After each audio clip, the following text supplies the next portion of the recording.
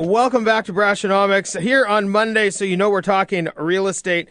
And, Michael Busacca has been in real estate a long time. In fact, over 14 years, he's been a full-time broker and in the top 10 in sales at the Skyline Seattle office every year since 2003.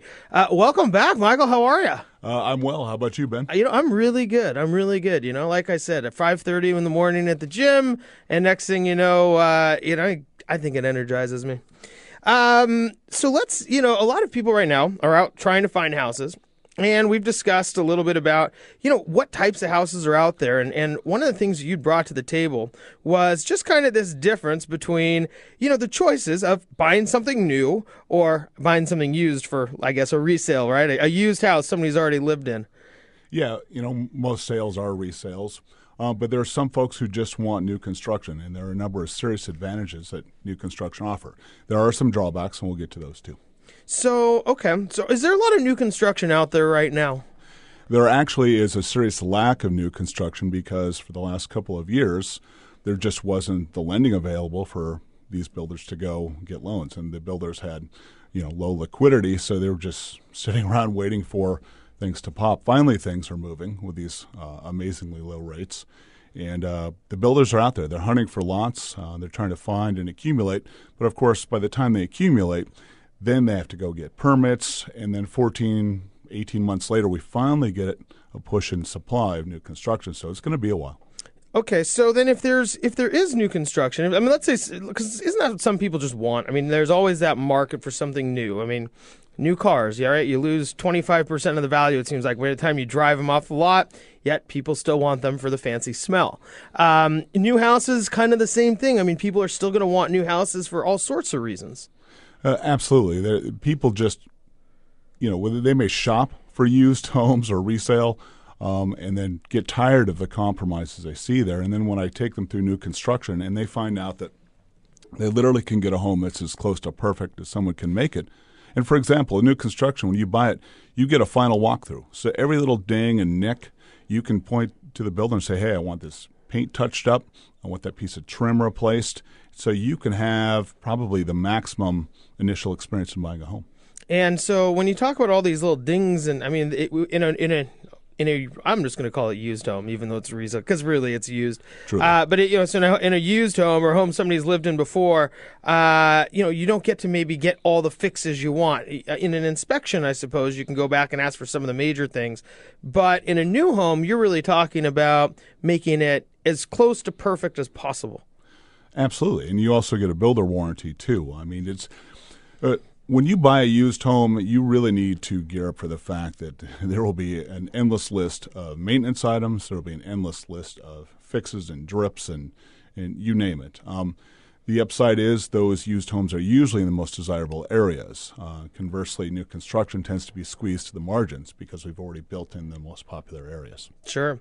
So what type of design is going on in the new construction that's really making it right? What's making people want it? Where's the desire coming from? Is it design? What is making it desirable? Well, there's definitely design. We'll get into that, but there's also the not perfect, but as close to perfect seismic and engineering as we can get with light frame construction.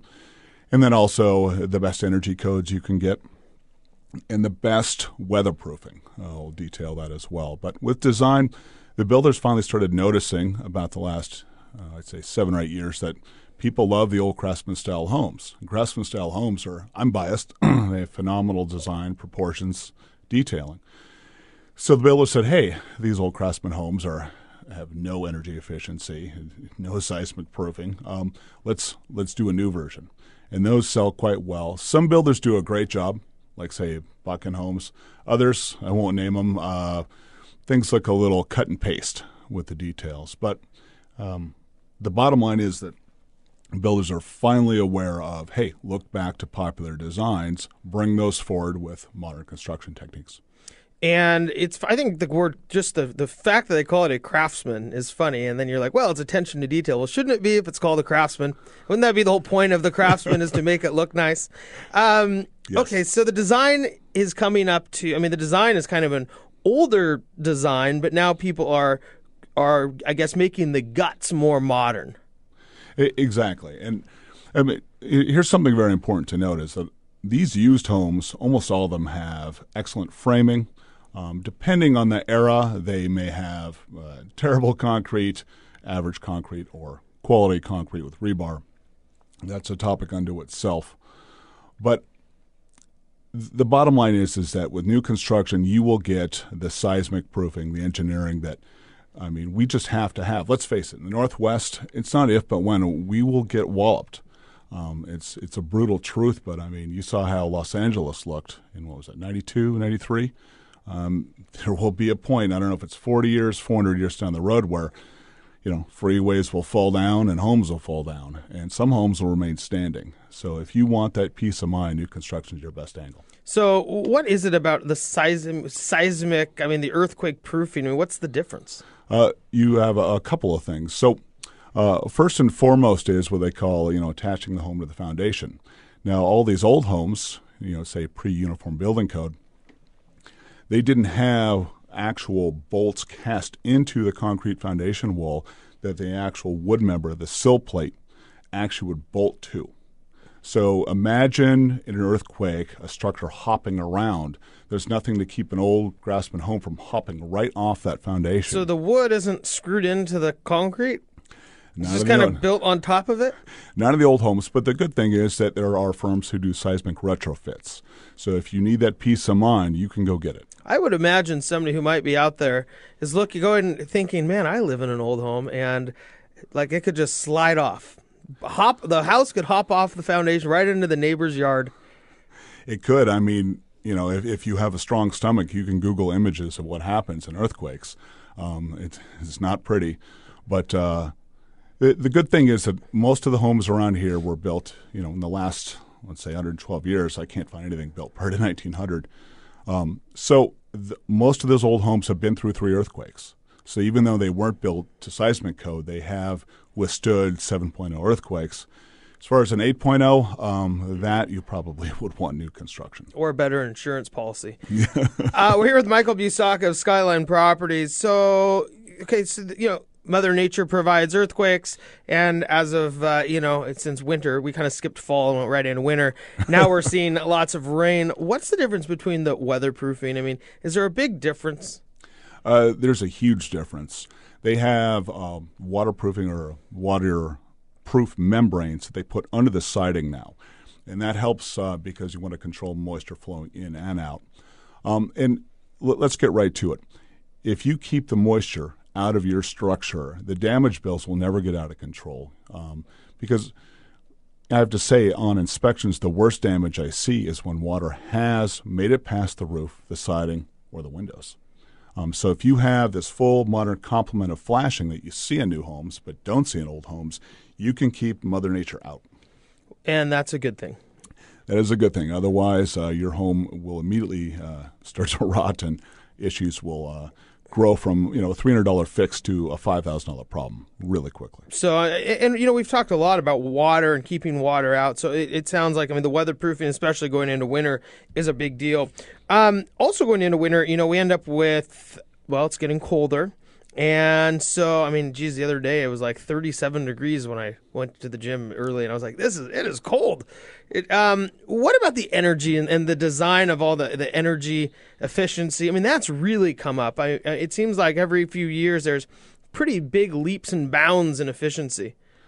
No, I'm truly impressed with what we do currently with energy codes. And let's face it, over the 112 years that these homes have been built locally, it's been trial and error. People learn on the fly. So what you get now is the accumulation of all this trial and error, for your benefit. So people now know not only just the best R codes to use, and R code is an insulation, it's a heat reflective value. And so in your attic, where you're most likely to lose heat, you would have an R38 or better. In your walls, R23 or better, foundation R11. But in the old homes, you may not have insulation anywhere, or just partial insulation.